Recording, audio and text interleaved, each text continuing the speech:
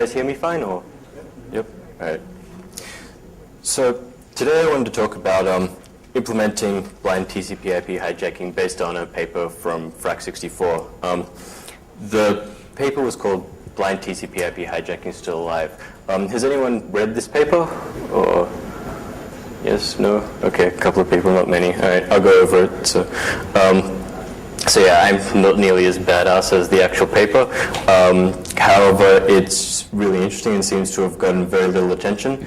I've been trying to implement the paper, however, time constraints and uni has sort of killed all my time, and so I don't actually have a working implementation to release yet. I'll talk about when I hope to a bit later. So I'll just do a run through of the relevant parts of TCPIP for anyone who's a bit rusty. I'll have a run through of the paper, show what kind of issues there are I encounter when actually trying to implement it, how these issues were solved and in some cases still not solved, what can we do with this specific attack, how can we stop the attack, and where this is going to go from here. So I'm mostly a web app guy, network, so not really my thing, but I've been able to sort of model my way through writing parts of this attack tool, and hopefully I'll be able to tell you guys something interesting about it. So I'm also an associate consultant StratSec in more or less my spare time, since I'm mostly a uni student. This device on the slide is more or less just taken over my life. So if anyone wants to talk about like building operating systems on top of the OKL4 microkernel for this hardware, I am so your man. But that's pretty much everything that's been happening in my life for the past like 10 weeks. However, so to start with the very, very basics, TCP/IP is kind of this layered model. We send data encapsulated inside of like TCP packets, which are encapsulated inside of IP packets, which are encapsulated in Ethernet frames or whatever your access medium is. The attacks we're going to talk about here apply specifically to TCP and IP together. So TCP on some other kind of internet protocol, I'm not sure what it'd be, but like X25 or something, this wouldn't apply there. This is just TCP on IP-based networks.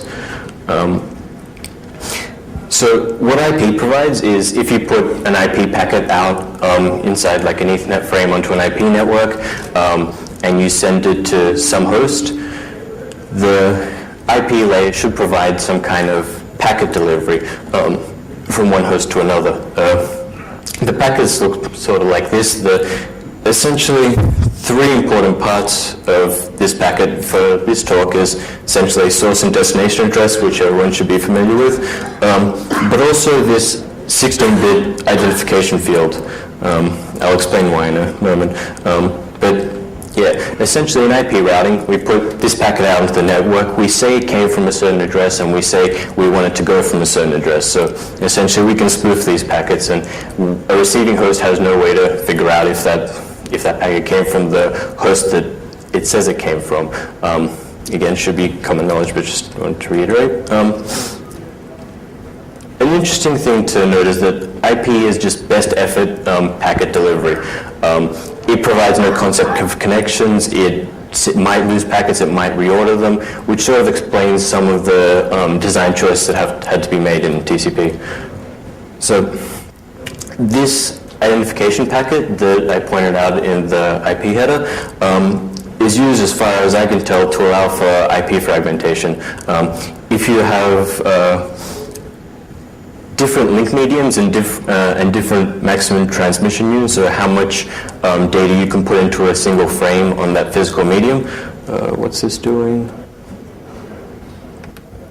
Sorry. If you have different amounts, oh no. Okay. Sorry.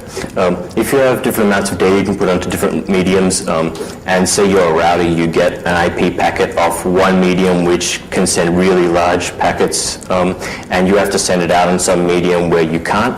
You need some way of being able to split that one packet into multiple packets and then have the host on the other end be able to reassemble them.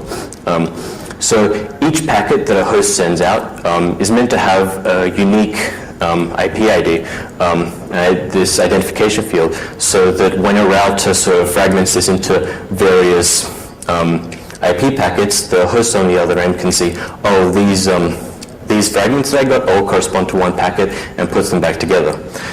So the fact that this paper exploited was the fact that on some operating systems, in particular Windows, this field is incremental.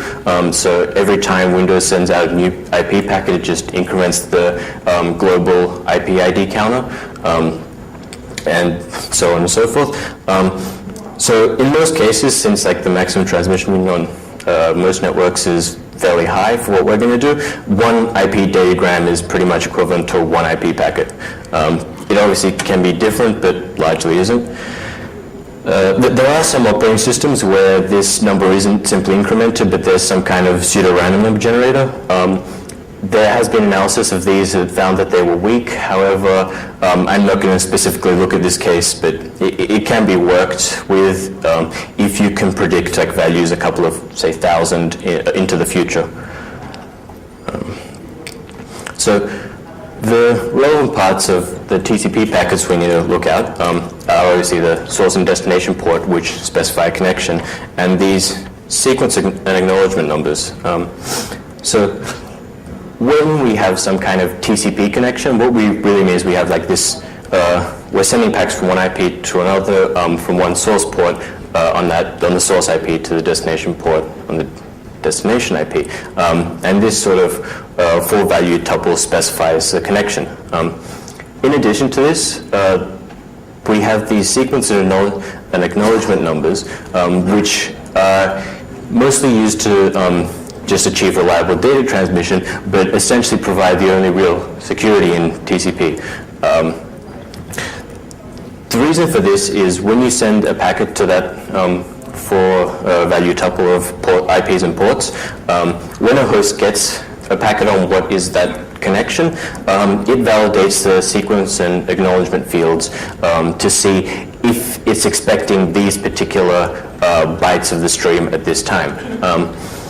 So when you bootstrap a connection, when you do like the TCP three-way handshake, you essentially transfer a sequence number to the other host and you get one back. And every time you send a byte, it essentially has a sequence number attached to that byte. Some flags do as well, but it's largely irrelevant here. So we number each of these bytes, and when we send a packet, we send the sequence number as the value of the first byte in our packet. The ACK number we send is the value of is meant to be the last packet we got from the other guy.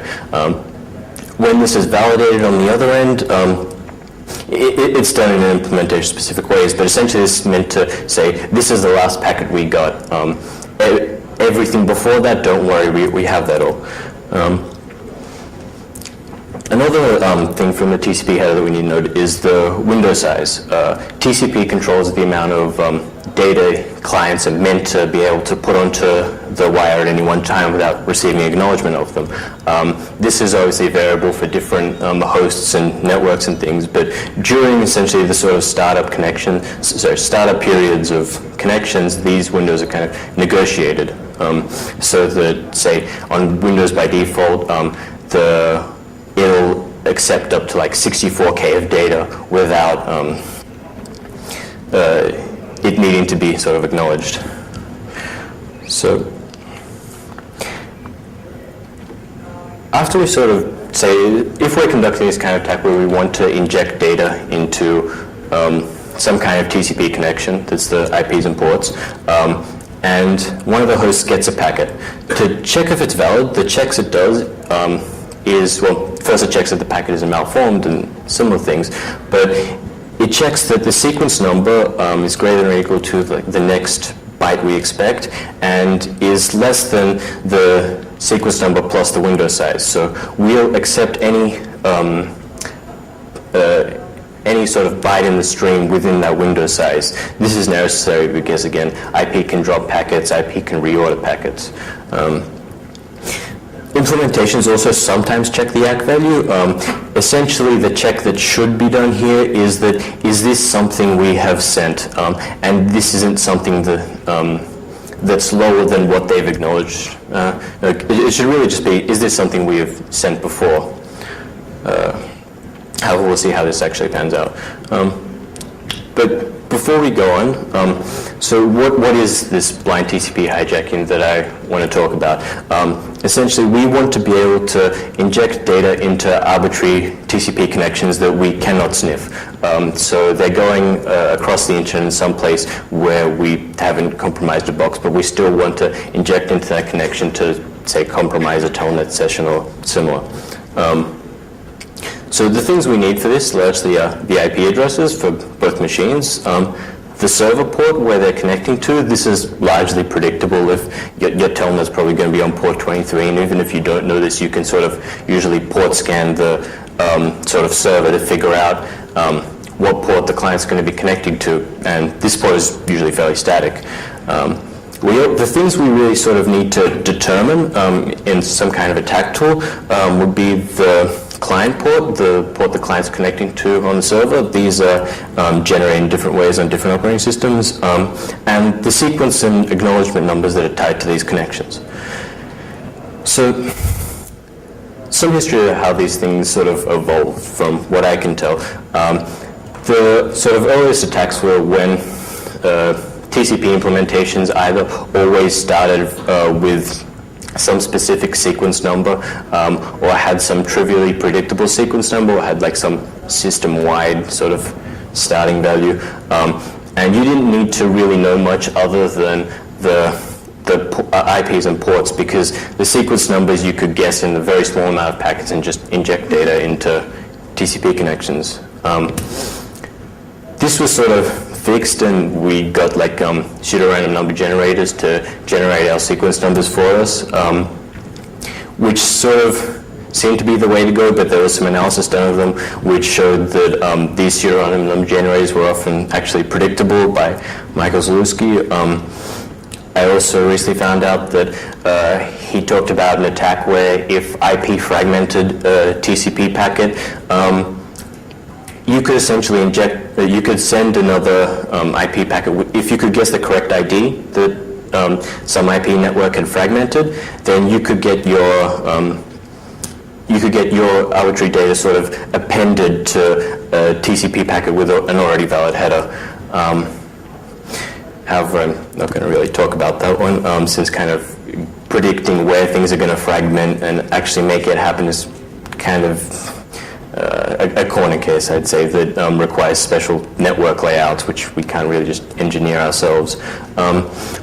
There's also been some denial of service only attacks. The two that I could think of were if you sent ICMP unreachable packets from the server to the client would go, oh, I can't actually send packets to this host, I should just shut down this connection, without actually validating whether it matched what it was expecting there. And also this attack, Slipping in the Window by Paul Watson, which we're essentially building on here, where he noted that when you're sending a packet, you only need something within that window size. So instead of needing to guess one sequence number out of like 2 to the 32, you need to guess window size sequence numbers out of 2 to the 32, which ends up being, say on Windows where you have like 64K window sizes fairly typically, it just ends up being 65,000 packets, and you can denial of service any TCP connection. There was also a very lengthy survey paper by like CPNI, which is like Center for Protection of National Infrastructure in the UK, where they talked about a lot of attacks on TCP that had been covered before. However, most of this was denial of service attacks and things. It's like 130 pages of text if you want to read it, but it's not all that fascinating mostly. So the actual attack that the article talked about. If we know of a connection where a client is vulnerable or has these incremental or predictable IP IDs, we can send specially crafted packets to the client or server to get the client to send a packet in one situation when our guess was right or wrong, and not send a packet in the other situation when our guess was wrong or right. And by just checking the IP ID of the client by sort of sending like some kind of packet there and getting a probe back, just like a TCP SYN and getting a SYN-ACK or something, we could determine if the client sent a packet in there, and therefore determine whether we say guess the client